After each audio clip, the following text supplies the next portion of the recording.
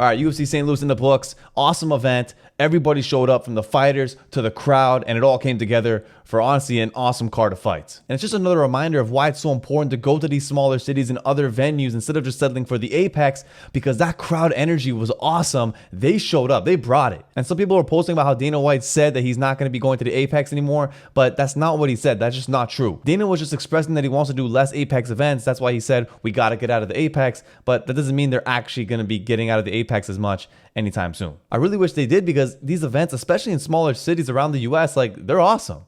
But yeah, I think the money situation and just logistics wise and how much they can turn events over and over each weekend and how easy it is with the Apex, that seems to be a blocker. Whether it's up to Dana or not, I don't really know, the whole nuances of it. But ultimately, Dana for a while has been saying, oh, we got to get out of the Apex, but it really hasn't changed, at least for right now. But anyway, starting with the main event, Derrick Lewis, man, what a guy. Like, what a guy.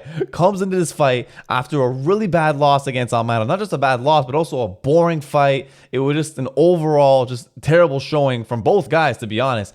And Derrick Lewis comes back, and he said he wanted to kind of showcase, all facets of his MMA game. He said that he felt the best he's ever felt. And we go into this fight, and right away he's going for the clinch. And I'm like, what is this guy doing? Why are you doing this? We don't want to see Derrick Lewis trying to wrestle or jiu-jitsu or anything like that. You're Derrick Lewis. We love you for getting the knockouts and striking. We don't need you to do anything else. And then he gets in the clinch, and then he gets the takedown actually. And I'm like, okay, doing your thing. And then it gets, quickly, it gets out, and then he ends up being on his back, and it's just like, oh man. And then we go on in this fight.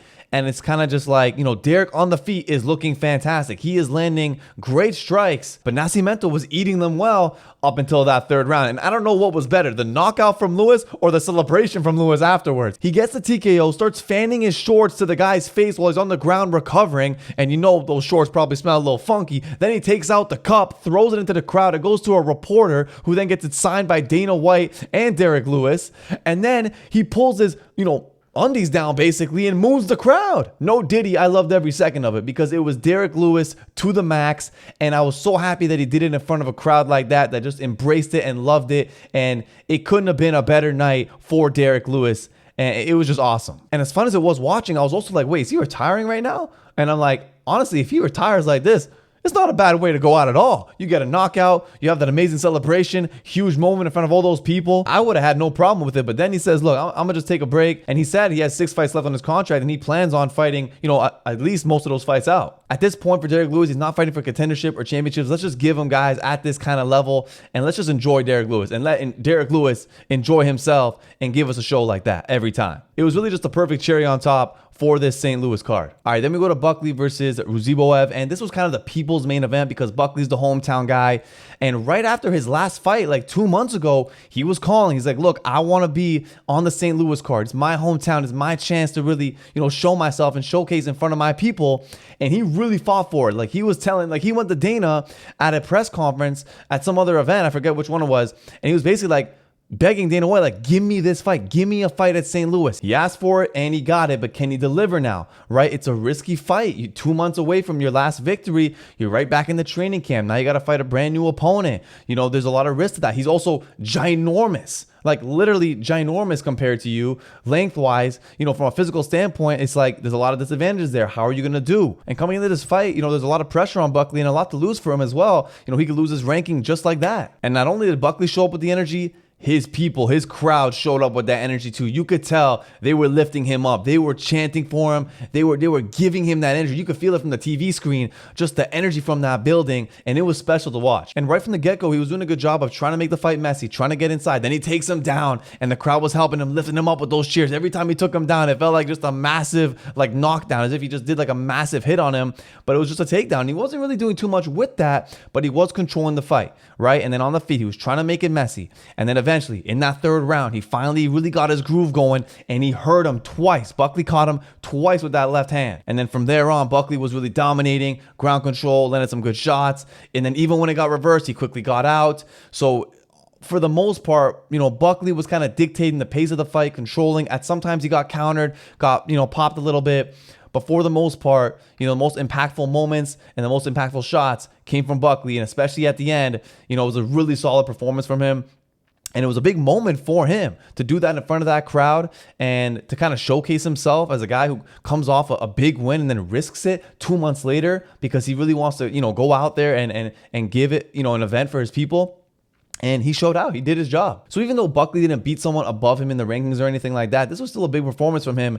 And it gives you a lot of brownie points with the UFC when you do something like this. You get a win 2 months later, you come back, you help an event, and then now you can start moving up from here. Then in the post-fight speech, it was a bit of a misstep in my opinion because you're not getting that Conor fight. Like barely, even Chandler is barely getting this Conor fight. Who knows how many more fights, Conor has left.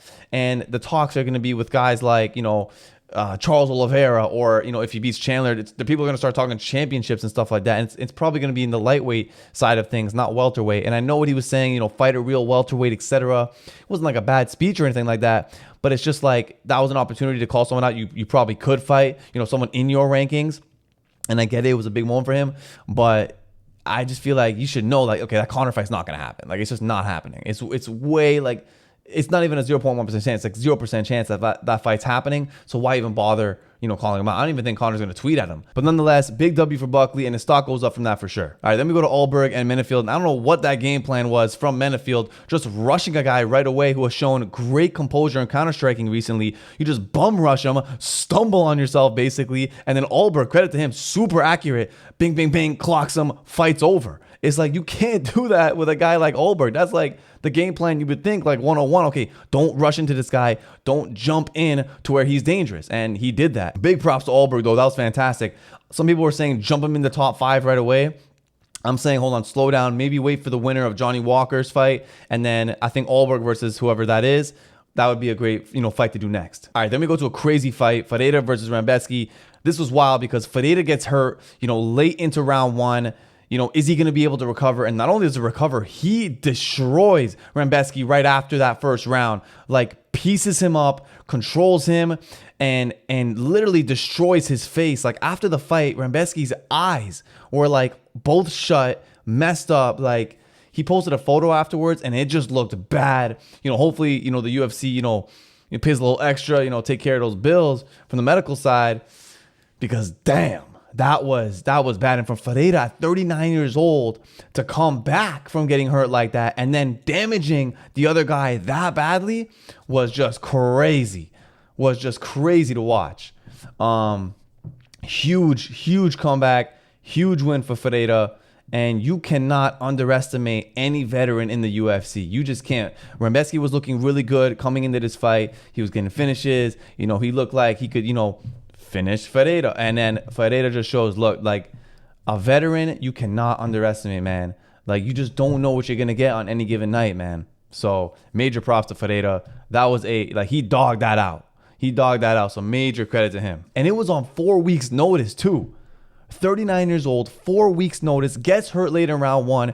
Not only comes back from that, but then destroys you. Like destroys the other guy bad.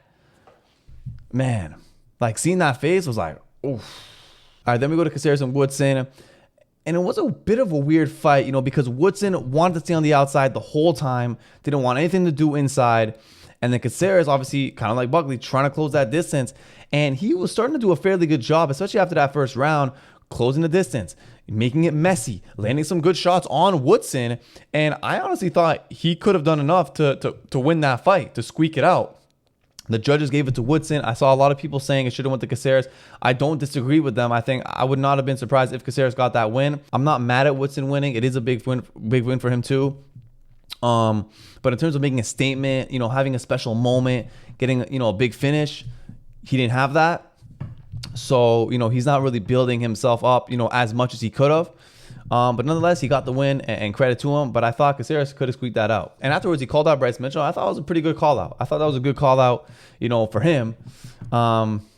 And finishing Bryce Mitchell, that can get you, some more name value and climb up a bit better in that sense. All right, then we go to Despaigne versus Cortes-Acosta. And Despaigne, a guy people are calling the next Ngannou, etc. like that. Like, he is a massive guy with very powerful striking and shows no regard for whatever the opponent is throwing at him, because he thinks, in his mind, he's like, look, I'm going to put you out. I don't care. What you're going to do is not going to bother me, right? And so far, it's been working for him, but it's been a very short career.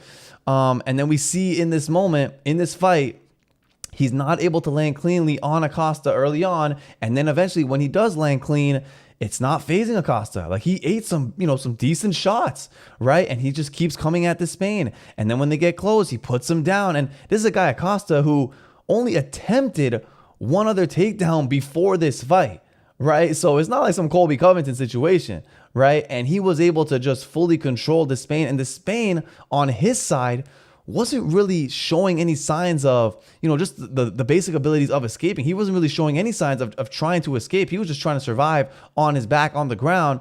And he really struggled on the ground. And it really showed, like, have you been working on your game in this sense? Or were you just expecting to destroy everybody because that's what everyone, expects you to do? And we have to remember, not everyone's going to be like the Paredes of the world who can just, translate sports and do this. And we got to give those guys a lot of credit because, a guy like Despaigne, it's not so easy to stop takedowns like that. He really has to work on his game. And I don't know if he was working on it, as much because his fights have just been so easy for him up to this point. Now, the hype has obviously died down a little bit, but I don't think it's over until, we see the next fight. How much can he improve? That's really the moment. You have that first loss, you have that, defeat.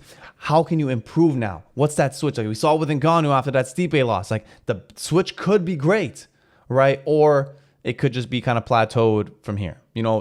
That's where we kind of find out. All right, now moving on. What about Chase Hooper? What about Chase Hooper? In the lightweight division, getting some wins now, and he is looking different now that this baby's coming along the way. He got a little grown man strength now. Like, he hurt Borshchev right away, knocks him down. Who would have expected that? And then just dominates him for that entire first round, arguably 10-7, some people had it. To see Hooper dominate like that on the feet, hurting him, giving him a hematoma with that elbow, and then multiple submission attempts, lots of scrambling and controlling from there. Like, it was super impressive. Obviously, the only thing that sucks is that, yes, the finish was controversial because, he tapped. Obviously, you can't just, tap, but who knows, what he's trying to do. Maybe he was just trying to reach for something. Who knows? It didn't seem like a legit tap. But ultimately, when you're dominating that bat, like, that was still like a massive performance for Chase Hooper. I don't want to take anything away from him. It just sucks because it was kind of a weird situation at the end there. But nonetheless, we all saw what Chase Hooper did, and it was so damn impressive. Then he calls out Paddy, and it seems like everybody who gets a good win in the lightweight division is calling out Paddy. And, ultimately, only one person can get him next. And I don't think Chase Hooper just has that, name and momentum to get that fight. I think Moicano has kind of got that right now, but we'll see. All right, then we go to Terrence McKinney, and he's just one of those guys where he's gonna get either an insane knockout or get insanely knocked out. Like, it's one or the other. That's how it's been. And unfortunately, he was on the other side of a knockout again. And Ribovics, phenomenal sequence there to get that finish. And it was crazy because it looks like McKinney is like smiling before the head kick, and then he just folds. Is he gonna change from here? Is this how he's gonna continue to be? It's still super entertaining, but eventually, is he gonna kind of be more composed down the line and kind of not take those huge risks? On one side, yes, it could be less entertaining, but on the other side, it's like, it could help you, go on a win streak, for example. And it's wild because Terrence McKinney in back-to-back years was on the other side of arguably knockouts of the year, but still super fun to watch. And this fight really seemed to kind of kickstart a lot of action moving forward in this event. But those are my biggest takeaways from UFC St. Louis. Let me know what you guys think, what you like, what you didn't like. What were your biggest takeaways? What do you think is going to happen next? Let me know, and I'll talk to you. Peace out.